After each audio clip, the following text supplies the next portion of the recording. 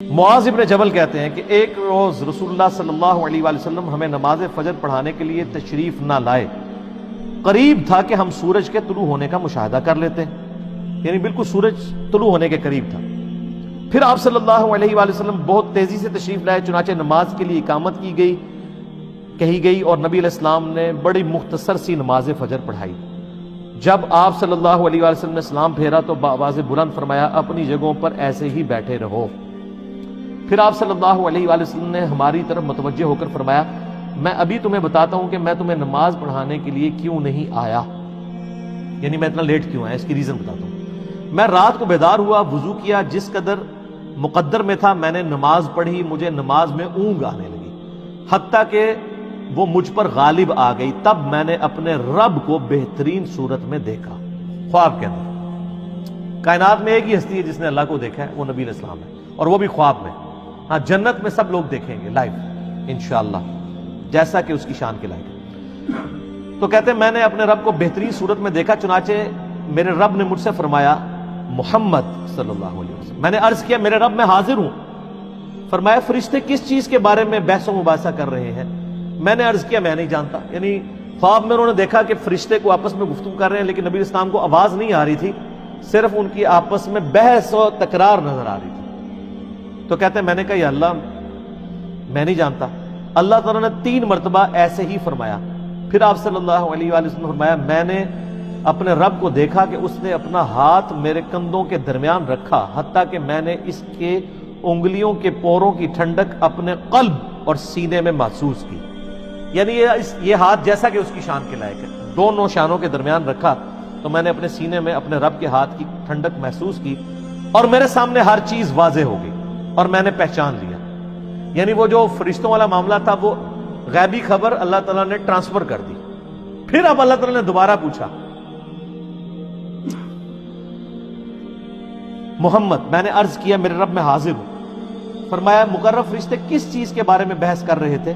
میں نے عرض کیا، گناہ مٹا دینے والے اعمال کے بارے میں۔ تو اللہ نے فرمایا کہ محمد وہ کیا ہیں؟ میں نے عرض کیا، جو کچھ اب فرشتوں والا علم حضور صلی اللہ علیہ وسلم کو بھی ٹرانسفر ہو گیا، کہ باجماعت نماز پڑھنے کے لیے پیدل چل کر جانا،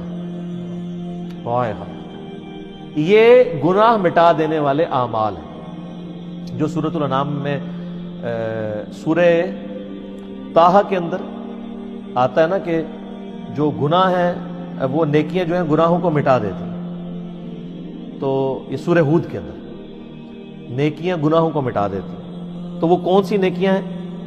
پیدل نماز کے لیے چل کے جانا، نماز کے بعد مسجد میں ہی بیٹھے رہنا، یہ دوسری نیکی۔ ناگواری کے باوجود اچھی طرح مکمل وضو کرنا، یعنی سردیوں میں تکلیف اٹھانی پڑتی ہے، ظاہر ہے آپ اگر صحیح کامل وضو کرتے ہیں۔ فرمایا، پھر وہ کس چیز کے بارے میں بحث کر رہے تھے؟ میں نے عرض کیا، درجات کے بارے میں۔ تو اللہ نے فرمایا، وہ کیا ہے؟ میں نے عرض کیا، کھانا کھلانا، کسی غریب کو کھانا کھلانا، نرمی سے بات کرنا، یعنی اگر کسی کو آپ نے کچھ دینا نہیں ہے، کم از کم اسے جھڑک تو نہ دے، بلکہ نرمی سے بات کریں، اور جب لوگ سو رہے ہوں تو نماز پڑھنا، یعنی تہجد کے لیے اٹھنا۔ اور ایک تو ڈیٹم لیول ہے جو ہم پہ فرض ہے، وہ فجر کی نماز ہے کہ آپ نے اٹھ کے نماز پڑھا۔ تو پھر اللہ تعالیٰ نے فرمایا، یہ سر وہ کلائمیکس ہے، اللہ تعالیٰ نے فرمایا، اے محمد کچھ مانگنا ہے تو مانگ لو۔ ہائے ہائے، اب نبی علیہ السلام نے جو اپنے رب سے مانگا ہے وہ ہے اصل میں دعا، اور اسی دعا کی وجہ سے اسی حدیث میں آتا ہے کہ نبی علیہ السلام نے فرمایا کہ تمہارے نبی کا یہ خواب سچ ہے، اس کو یاد کر لو اور لوگوں تک پہنچاؤ۔ کس لیے؟ کہ سبحان اللہ کہیں، اس لیے کہ جو میں نے مانگا نا وہ بھی اپنے رب سے مانگے۔ اور یہ دعا الحمدللہ میں نے 1994 میں یاد کر لی تھی، جب میں ایف ایس سی میں تھا، آج سے 25 سال پہلے، جب مجھے پہلی دفعہ یہ دعا پتہ چلی تھی۔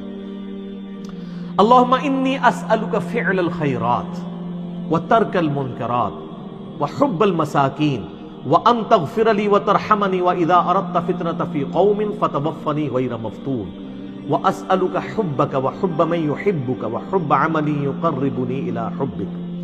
اللہم انی اسألک فعل الخیرات، اے اللہ میں تجھ سے نیک اعمال کا سوال کرتا ہوں کہ میں نیک اعمال کروں، وترک المنکرات، اور تمام گناہوں کو چھوڑ دینے کا سوال کرتا ہوں، وحب المساکین، اور مسکینوں کی محبت. یعنی جو کچھ فرشتوں کی بحث تھی اور حضور علیہ السلام نے جواب دیا اسی وقت آپ نے اس کو دعا بنا لیا.